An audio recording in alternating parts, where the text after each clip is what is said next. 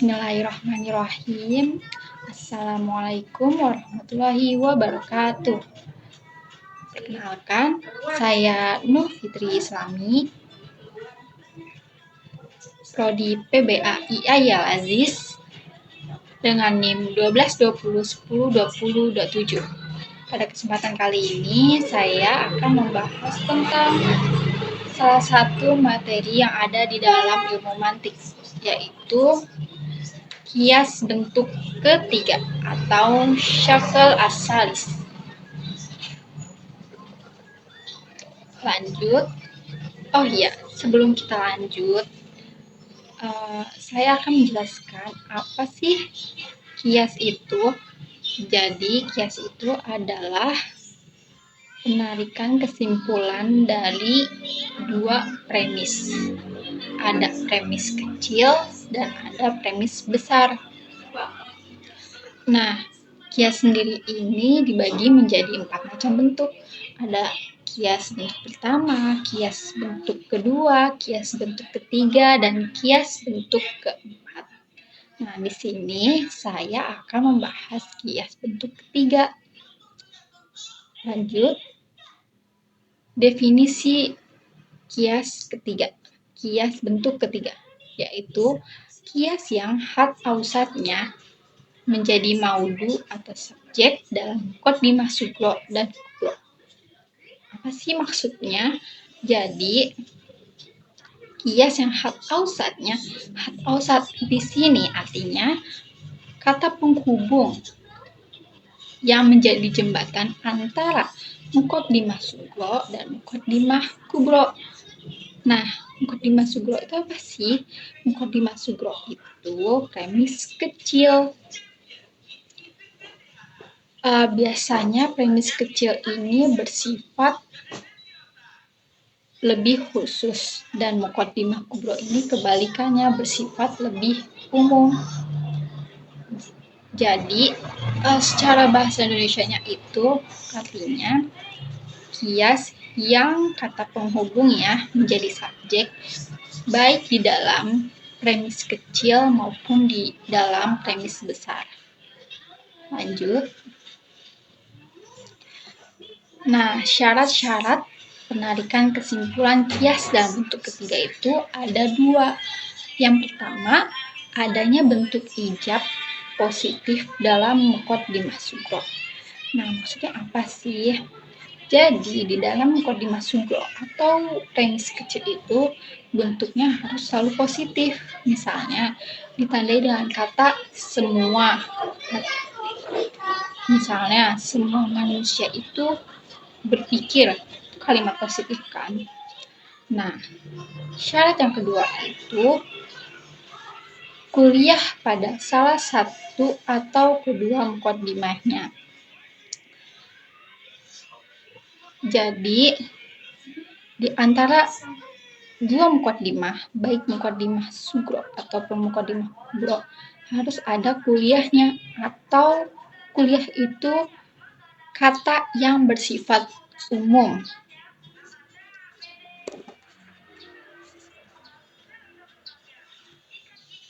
Nah, lanjut. Nah, dari syarat-syarat di atas didapatkan kesimpulan pada kias bentuk ketiga sebagai berikut. Ini contoh-contohnya ya. Nah, untuk contoh pertama ada aturannya. Muqaddimah sugro dan kubronya berupa mujabah kuliah, sedangkan natijahnya adalah berupa mujabah juz'iyah. Muqaddimah sugro dan kubronya berupa mujabah kuliah. Itu maksudnya premis kecil dan premis besarnya berupa kalimat positif yang bersifat umum, mujabah kuliah.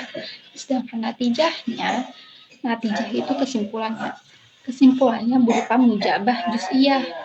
Mujabah juz'iyah itu kalimat positif yang bersifat bagian. Misalnya, muqaddimah sugronya itu setiap orang yang menganiaya itu merusak hak orang lain. Ini maksudnya kita pasti tahu kan, setiap orang yang menganiaya itu pasti merusak hak orang lain. Nah, mukadimah kubronya itu semua orang yang menganiaya itu mengakibatkan tidak baik. Pasti orang yang menganiaya itu mengakibatkan yang tidak baik kan. Nah, jadi dari dua premis ini bisa kita tarik kesimpulannya. Jadi, sebagian orang itu tidak merusak hak orang lain dan mengakibatkan tidak baik. Jadi, gak semua orang itu menganiaya merusak hak orang lain. Pasti ada kan orang yang tidak merusak hak orang lain dan tidak mengakibatkan tidak baik. Jadi gak semua orang merusak hak orang lain dan mengakibatkan tidak baik. Lanjut, contoh yang kedua itu aturannya muqaddimah sugronya berupa mujabah kuliah, muqaddimah kubronya berupa salibah kuliah, sedangkan natijahnya berupa salibah juz'iyah.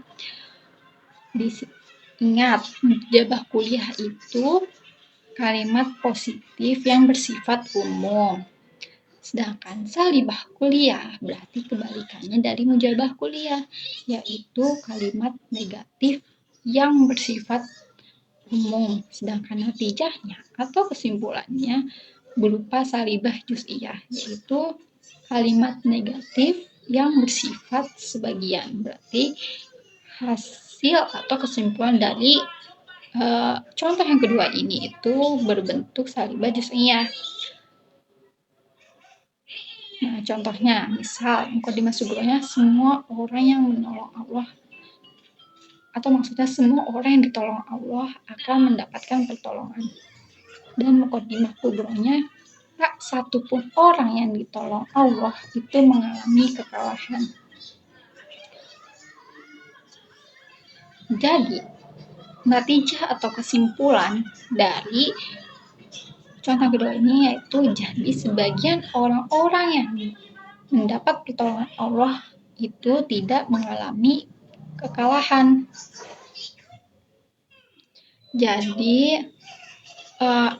Jadi maksudnya jadi sebagian orang-orang yang mendapat pertolongan Allah itu tidak mengalami kekalahan.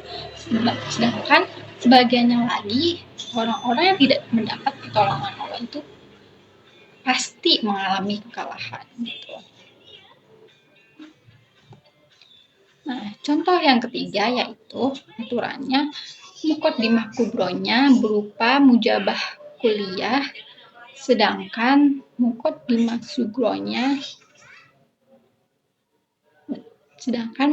sugro dan natijahnya berupa juz'iyah. Misalnya muqaddimah kubronya itu sebagian manusia itu bangsa Indonesia. Kita tahu kan gak semua manusia itu berbangsa Indonesia, ada bangsa yang lain, ada bangsa Cina, ada bangsa Belanda, jadi gak semuanya bangsa Indonesia kan bumi itu luas. Nah, sedangkan muqaddimah sugronya itu semua manusia memiliki kebebasan belajar, jadi entah dari bangsa manapun pasti manusia memiliki kebebasan untuk belajar.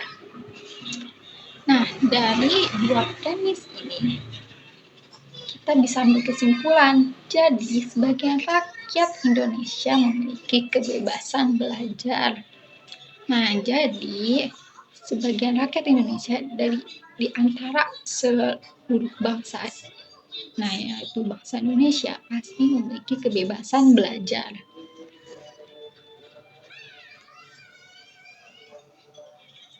Nah, contoh yang keempat, aturannya muqaddimah sugronya berupa mujabah kuliah atau kalimat positif bersifat umum, sedangkan muqaddimah kubro dan natijahnya berupa mujabah juz'iyah atau premis besar dan kesimpulannya berupa kalimat positif yang bersifat sebagian. Contohnya muqaddimah sugronya di sini, semua pengkhianat itu dibenci. Nah, pasti semua pengkhianat itu pasti dibenci kan, nggak ada yang nggak dibenci.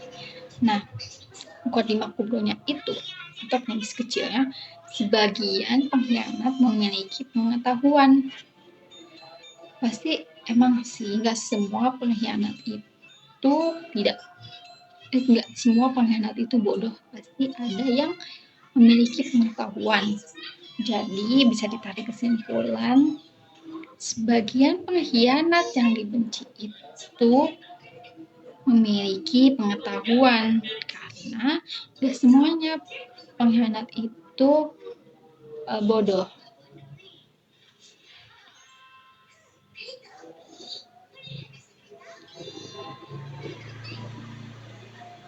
Nah, lanjut. Nah, ini catatan pentingnya atau poin-poin atau istilah-istilah yang sudah kita bahas sebelumnya. Had awsat itu penghubung antara premis besar dan premis kecil. Jadi had awsat itu kayak kata yang sama di dalam dua premis. Misalnya ada premis misalnya premis besarnya semua manusia itu berpikir. Terus misalnya premis kecil itu tidak satupun manusia tidak berpikir. Nah, di sini had awsatnya berarti kata manusia. Nah, terus muqaddimah kubro. Muqaddimah kubro ini ada ingat apa? Ya, benar. Muqaddimah kubro itu premis besar. Biasanya bersifat lebih umum katanya. Misalnya, semua manusia adalah makhluk hidup. Itu kan lebih umum ya. Nah, sedangkan muqaddimah subro itu kebalikannya, yaitu premis kecil atau biasanya bersifat lebih khusus. Nah, sekarang mujabah kulliyah. Mujabah kulliyah itu adalah kalimat positif yang bersifat umum. Sedangkan mujabah juz'iyah adalah kebalikannya dari mujabah kulliyah. Mujabah juz'iyah itu adalah kalimat positif yang bersifat sebagian. Ada juga salibah kulliyah. Salibah kulliyah itu kalimat negatif yang bersifat umum. Sedangkan salibah juz'iyahnya itu kebalikannya dari salibah kulliyah, yaitu kalimat negatif sebagian. Nah, istilah-istilah ini